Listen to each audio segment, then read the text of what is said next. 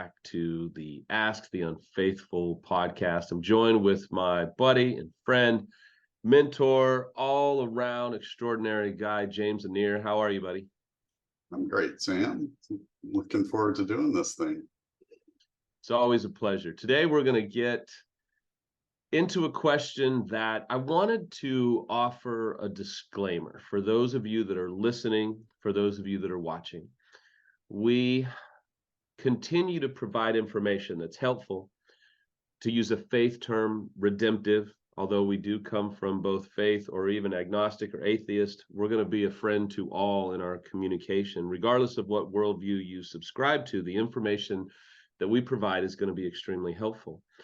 But today, I was thinking about this, James. Today might have the opportunity to be a little bit triggering to the betrayed, to kind of hear our answers about why the unfaithful does some of the things that they do that we talk about today. So if you're a betrayed, I'd invite you to really just take some deep breaths, to be compassionate upon yourself, but just use caution, go slow. Understand that we are never going to be controversial for likes or reposts or any of that nonsense. We want to be educational. We want to be informative. And at the end of the day, we're helping both the unfaithful and the betrayed. So I wanted to offer that. Today's question, James, we talked about it. It's a stinger. It's a little sticky. The question is it normal for the unfaithful to bash the betrayed partner or just the wife to the affair partner? I'll ask it a different way. Is it normal for the unfaithful to share the dirty laundry of their spouse to the affair partner? It happens all the time, right? It's a normal thing. It doesn't mean, oh, forget about it, betrayed. Don't worry about that. Not at all. But is it normal, James, to see that happen? Yes. And we could stop right there. No, because I think it needs explanation. There are a lot of partners who are going to be watching this, and to know that it's normal, perhaps usual, is helpful to the extent that they're not alone, right? They're not the only ones who have experienced it. And also, it's helpful to explain why we do it. Because if they can understand why we do it, it might take a little bit of the sting out. It might help them have a little bit of closure. It might help them walk away with, okay, maybe I don't want to run him over with the semi. Maybe I want to punch him in his fat little face and tell him that really hurt, but at least I understand why he did it. Because if I understand why he did it or why she did it, I can make sense out of it, right? I mean, isn't that a point where you and your wife Sharon and your intensives, don't you kind of help explain behavior so it's a little bit more digestible by the betrayed? Absolutely. Let's preface this with none of these behaviors are okay, right? They are not. Exactly. We're definitely, just by calling them normal or usual, that doesn't make the behaviors right or okay. They create so much pain. There's a lot of these behaviors that are so unconscious in terms of more or less not thinking about anything else but the situation they're in and justifying the situation that they're in and promoting, right? So I think that's the first big thing is why would an actor or the unfaithful say all these awful things about their partner to their affair partner? And I think that's a great deal of that is justification. So if they're vilifying their partner to their affair partner, that really creates justification, rationalization for being in the affair, right? And then they also get that feedback from the affair partner that adds to that justification. And that, I mean, don't we have to? Now, most of the men and women who are betrayed who are listening to this are not married to sociopaths. Most, I'm not going to say all, Most. but most. But don't we have to do that to justify the breaking of our moral code? Don't we have to, I like your word, vilify the betrayed, because then we feel so much better about our choices, right? Right. It assuages the guilt, right? What it does not do on a much deeper level is to assuage the shame. The shame will exist, and unfortunately the cycle is, here's the shame, right? And that creates untenable anxiety or untenable depression or some untenable feeling, and then that goes back into the self-soothing, right? So it's this horrible cycle that just continues and continues and continues. And every time it's done, the shame is deepened. The divide between the two partners gets much wider. And the fact is that the affair partner is not really providing anything to the unfaithful, to the actor. Okay. We're all going to take a deep breath because you just said some real heavy stuff. I'll come back to the affair partner is not really providing anything, because I think most of the betrayeds just went, you son, what are you? We'll come back to that. But first, shame is, it's like $1,000 word in Scrabble. Like there's so much to it, right? We will do, maybe the next question will be, is the unfaithful really ashamed? Because they don't seem like it. But today's discussion, so Don't get me started on that. That's so true. it doesn't minimize the shame. Okay. But as a betrayed male or female listening, that might feel, they might go, they're not ashamed.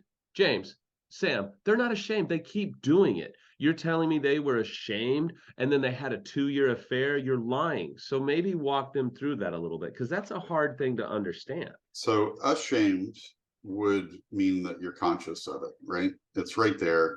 You feel the shame. You are able to associate that with the. So I think most people are going to have seen this before, but just to describe the difference between guilt and shame. So guilt is about the behavior, shame is about who I am. So the guilt often gets sort of transformed into shame, because here I go again doing the same thing, but it's not always conscious, right? In fact, I would dare say it's mostly unconscious while the unfaithful is actively being unfaithful, acting out. So, and that is in part because there's a defense mechanism called compartmentalization. So if you think about a lot of pigeonholes or lockers, right? I can put this over here, and when I'm over here, I'm not thinking about it, right? And then, but the problem with that is, if you think about little lockers, they all have holes in them, right? So Right. it's going to bleed into it, but the conscious part is over here, and it's almost like this one doesn't exist when I'm in here, and when I'm in here, this one doesn't exist. So does that mean that they are, I know the answer to this, I want to say it the right way. I had someone say, why aren't they thinking of me when they are acting out? The easy answer is, well, they don't want to think about you while they're acting out, because that would ruin the adrenaline, the dopamine, the escapism that the affair partner is providing, right? Right. And that's actually one of the ways that we can stop that acting out, is by keeping our partners ever present, by, it's a layer, right? Always having that. So on my phone, you can't really see it unless I pull it back there. That's Sharon. He's always there. Right. So there are ways and means to keep that keep your partner ever present. And that's part of the problem, is that compartmentalization, is that we can, when we're actively in this, we have to separate it, because if it's there, there will not be the dopamine hit, or it will be lessened. And so that's not a I hate my betrayed. That's not a she or he is such an awful human being. It's this is how I stay in my acting out actor personality. Because if I think about this, I'm going to feel guilt. I'm going to feel shame. I'm going to feel like, but I don't want to think about that. I want to escape. I want to go be with this person because this isn't real intimacy anyway. It feels like it, but it's really not because intimacy is mortgages, mood swings, late payments, kids. We can go on to it's not real. Yeah. But in order, and I want you to clarify this, but in order for us to justify what we're doing, we vilify the betrayed. He or she, they don't care about me. They just think I'm another kid. They just are unhappy. I can't make them happy. I mean, isn't it the lies Oh, we tell ourselves? absolutely. So, in my personal experience and most of the clients that we've seen, it's perhaps not officially a delusion, but it is pretty darn delusional, right? Yeah. And so, I mean, I truly bought into the idea that Sharon was an awful person, that she was horribly controlling, that she was this and that, and you know what? There couldn't be farther from the truth. Absolutely couldn't be farther from the truth, but I believed it. I bought into my own. I co-signed my own BS contract, right? so so and things didn't really start to come clear until I started my recovery. Now my recovery happened to be in 12 step, and not everybody, and that's because I do identify as a sex and love addict, right, in recovery, obviously. But others don't necessarily identify that way. I happen to, and that's where I got clean. And here's an Right. interesting thing that my sponsor told me. So, sponsor, same thing as a mentor, right? So, he told me a story about when he was he was sex and love addict as well as a drug addict. So he had been in recovery from drugs for a much longer time, but he was also in recovery from sex and love for 2 decades. So I got really fortunate with the sponsor that I had.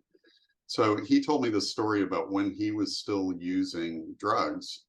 He went to a 12-step meeting, and in the morning, and he came back to the guy that he used to do drugs with about midday, and the guy said, "Well, where have you been?" And he goes, "Oh, I went to an NA meeting." And the guy says, "Oh man, those 12-step meetings will mess up your high." So, Yep. right Absolutely. there, though, is once you start to see the truth, it's really hard to still get as high as you once did, right? You're not going to get the same dopamine lift. You're not going to be able to lie to yourself nearly as easily. The more of that truth that you get to see, the less you can stay in the pigeonholed place. So I've talked to so many betrays, male and female, who say, and they struggle with this, and I want to be really careful because I know my clients listen to this, Mm-hmm. but it is a gut wrenching thought. The betrayed will say, Sam, if I was enough, they wouldn't have had to cheat. If I'd have kept them happy, it's kind of my fault that they cheated. I wasn't my best self. I wasn't maybe being intimate enough, or I was maybe struggling. And those things might be true, but that doesn't mean it's justifiable for them to have acted out, It, right? you know, there's no justification whatsoever, period. There's anything, and to use the term gaslighting, and I know it's overly used now, but which is sad because it's such a great descriptor. But when we well, when we say, "Oh, you're not enough," you're you're to this or to that, or not enough this or not enough that. We are gaslighting. We are blowing our partners up. We're probably buying into that delusion. The problem is that you say that stuff and it sticks, because you're not dealing with ducks, water off a duck's back. It's not like they're not Teflon.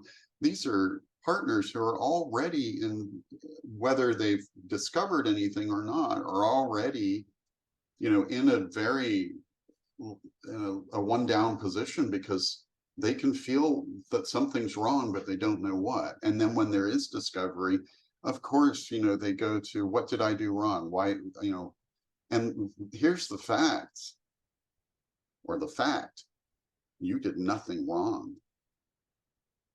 Were there things within your relationship that maybe the two of you could have improved upon? Sure, but that doesn't justify ever. It never justifies cheating, being unfaithful, and gaslighting. Never.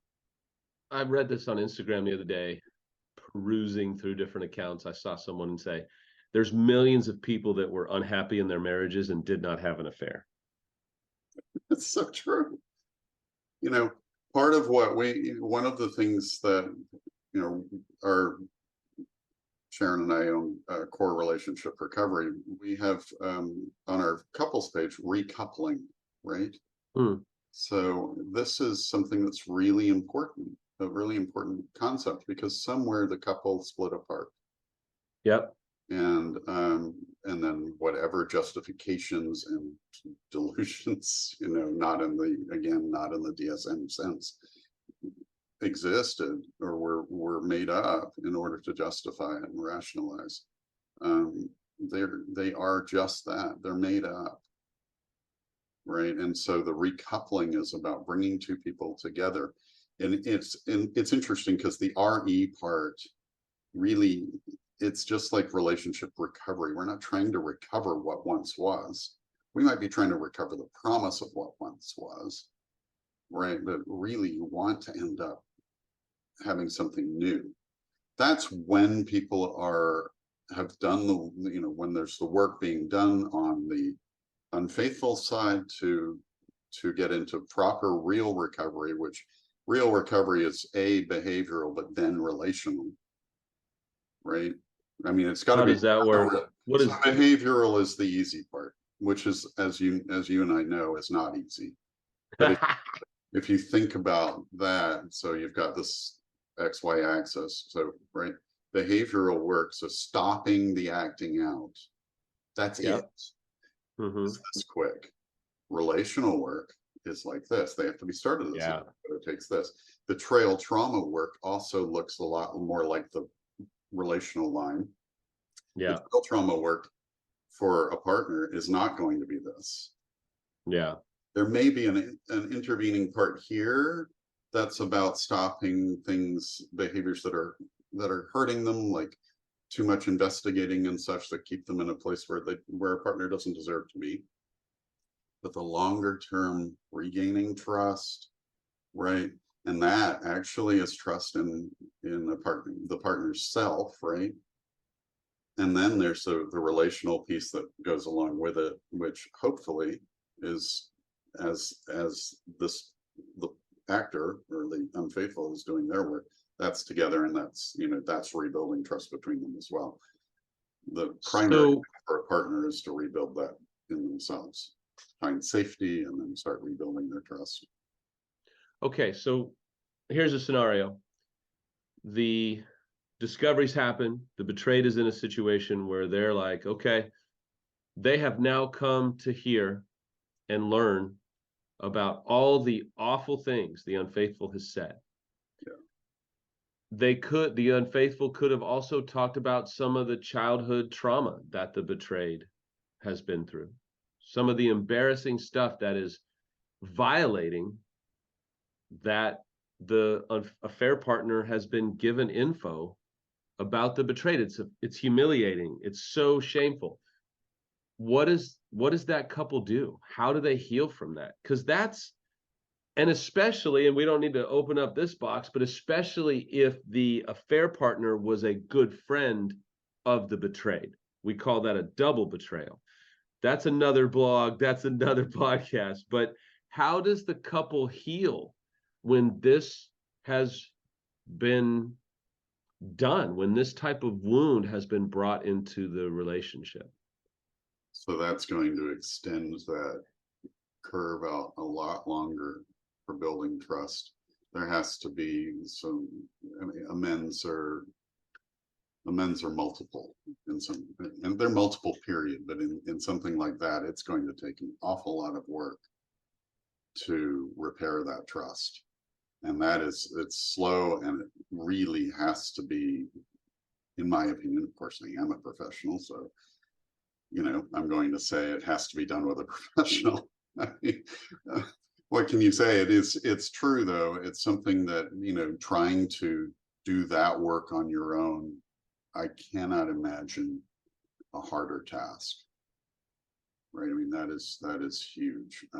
So I don't think I can adequately answer that in this sort of format or time frame. Sure.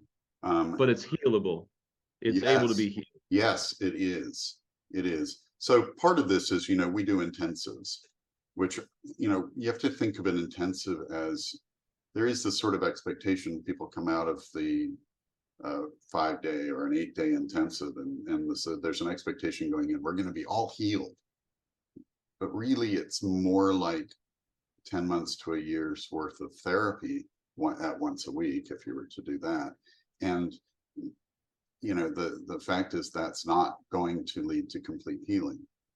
And what it does is it establishes a massive foundation in that short amount of time, which not everybody can do. So it's to be expected that that kind of timing, if people were to do one therapy session a week, okay, you're looking at 10 months to a year before you're really getting moving on that curve.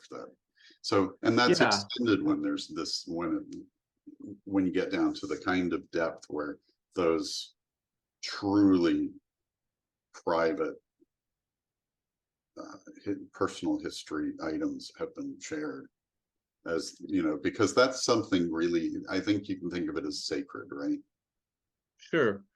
And one of the therapists that I have had on my own podcast a few times, she oftentimes says, it takes what it takes, guys. If it's going to take 10 months, it takes 10 months. So be it. But I can say, I know that you feel this way. In my coaching, when I work with people, I met with a guy today, been through some awful stuff, but he's a breath of fresh freaking air, because he's like, Sam, I'm reading. Sam, I'm watching. I read what you told me to read. I'm doing some real good meditation. I'm really thinking through it. Man, Sam, this is hard as hell, but I'm doing what you told me. I'm doing what some other people have told me. You love those people. You want to hug them digitally. And then there's the people that are like, yeah, I didn't buy the book. No, I didn't read it. Work's really busy. There's just a lot. We're so busy right now. And those are the people where you go, I beg of you to hear my words. I want to plead with you. You've hired me to speak into your life, and I just want to beg of you. You are heading down a slippery slope where all the momentum that you have built is going to slowly fade away. And then relapse becomes a discussion.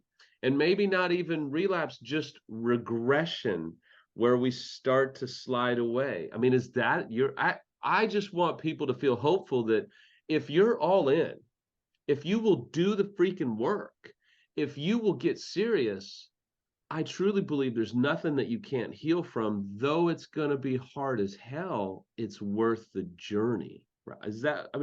What's your thought? Without a doubt. There has to be a personal motivation, right? If somebody gets into, well, I've got to save my marriage, so I better go through all this. That kind of motivation doesn't have enough traction. You know, if you're doing, so basically that's saying, I'm going to do this for somebody else. Yeah. You know, that's not going to work for long. You might be able to get some traction initially, but then things like what you talked about, oh, I didn't do the reading, I didn't do this, life's getting in the way. You know, the only way that I did this, I recognized almost immediately, obviously with some guidance, I had to change my schedule. You know, I had to limit how much I worked, because I spent an awful lot of time acting out, preparing to act out, doing all those things, you know, Right. stuck in fantasy, because, you know, at its sort of base behaviorally, it's a fantasy thing. Affair partners are pure fantasy. They're not real, It's exhaustion. like you alluded to. Yeah. It's exhaustion to keep up an affair. So I'll never forget. I was in a men's meeting. You'll love this. I was in a men's meeting, and I co-lead a men's meeting. Some of the greatest guys you've ever met. I love them dearly. They're like brothers to me. And I co-lead with a female therapist, Amanda Esproni. You and I both know her. I've interviewed her several times. And one of the guys was just kind of hemming and hawing, and I'll never forget. He was just like, well, it's a lot. And she goes, I happen to know you had a 2-year affair. You worked pretty hard to keep that affair going. Right. And I saw the physical reactions of other guys in the group go, oh, like, and I was like, holy crap, she just went for the jugular. Yeah. But it's the freaking truth. Now, I have been on antidepressants during at least a couple times in my life. I've been suicidal 3 times of my life. 2 of the times were very real, and I thought about it. The only reason I didn't was because of 3 kids. But I get it. It's hard as hell. We get depressed. We get exhausted. We struggle. But at the end of the day, how bad do you want to get healthy? A mentor of mine used to say, until the pain, and I think he took it from the great Richard Rohr, until the pain of staying the same hurts more than the pain of changing, Yeah. you will stay the same. Absolutely. You know, I knew when I went to my first meeting, I knew on my way there that I had this thought that I cannot be this way anymore. Whatever happens with our marriage, I just cannot be that. I cannot hurt anybody anymore. It is not tolerable anymore. So I had a lot of that self-motivation. And trust me, I had a ton of shame. Still work through some shame, right? Wait a minute. Wait a minute. You said you still work through shame. No, we're supposed to have arrived. We're supposed to be perfect. My mentality is you never see someone that isn't seeing someone themselves. Am I right? Right. I see my therapist every week. I have 2. Well, I have my sponsor, my therapist. Although my sponsor and I communicate just as needed anymore, right? But Right. that said, I see my therapist every week, and you know, without her, I mean, we continually work. It's very advanced work now. Yeah, exactly. It's advanced work, and that's okay. I Mhm. can't ask people to trust me if I'm not living by what I'm saying. I have someone that I'm talking to, processing, thinking about, Yes. playing connect the dots, and he has the full authority to go, Sam, I think you might be missing something here. Well, I think that adds a really good point, and that is, you know, the people we surround ourselves with need to be people that challenge us. Yeah. You know, if we surround ourselves with people that go, yeah, man, you know, she's a total this and that, right? Yes. You know, then they're exactly the wrong people. What we Right. need people to do, even if they think we're right on something, is to challenge us on it, right? And say, you know, really, is that what is that is that perception accurate, right? Yeah. Is what you're thinking actually real, or are you convincing yourself of something different? We need people to call us out. And I don't want people in my life who are just going to agree with me. Right. It doesn't help at all. So I want people, and believe me, it can be tiring being challenged all the time. Fortunately, I'm not challenged nearly as much anymore, because I might actually have some right thinking these days. It's funny how that works. And, today I think we have scratched the surface of why the unfaithful kind of has to do this to justify their actions. But, as we say goodbye today, James, if you were to take a minute, maybe help the unfaithful Mhm. who is, I'll help the betrayed in 1 minute. You help the unfaithful who's sitting here going, James, I appreciate you, Sam. You're making great sense, but I'm just so ashamed. I just feel so terrible. I have fallen so far back. I don't see how I could ever get back. What do they do? So the first thing that comes to mind, of course, is an old AA saying, one day at a time. Really, it can be 1 minute at a time. You can do this. And I'm telling you, you're looking at me. You talked about suicide. My sponsor had to talk me off of taking my car and smashing it into a concrete wall, driving up an exit ramp. He had literally 20 seconds to talk me down. Now, of course, I called him, so I didn't, I did not want to do it, obviously, if I called him. But he talked me down. I mean, I was accelerating up that ramp and he talked me down. He said, I want you to come over. I was heading to a meeting. That's how deep my shame was. Right. And so if I can do this, and I know people are watching this going, yeah, but you're a therapist, you're a coach, you're this, you're that, this, I am very much a human being. I'm very much a flawed human being. And at that point, I was as flawed as anybody listening to this. Yeah. And so if I can do it, you can do it. And I'm going to say, get some guidance, whether it's 12-step, whether it's something else that gives you a mentor and a therapist and a coach. Yeah. The more help you get, the better. There's a lot of conflicting opinions out there on podcasts and such. Okay. So that might not be always your best source, right? So listen to us. Yeah. But please, Trust your gut. please Trust your do gut. not, do not do Does it this. resonate? Yes, does it resonate? And do not do this alone. Yeah. I think On it's either end, really. Please do not. no, absolutely. It's beautifully said. If you're a betrayed listening, trying to understand your unfaithful's behavior, I just want to tell you you're welcome here. I just want to tell you that I get it. I know you might go, you're an unfaithful. How do you get it? Well, there's parts of my journey not a lot of people know about. It'll come out one day. We'll talk more about it, but there's parts of my journey that I understand. And I've been helping betrayed for almost 20 years. And I want to tell you, if you're a betrayed, the mountain is scalable. It feels impossible.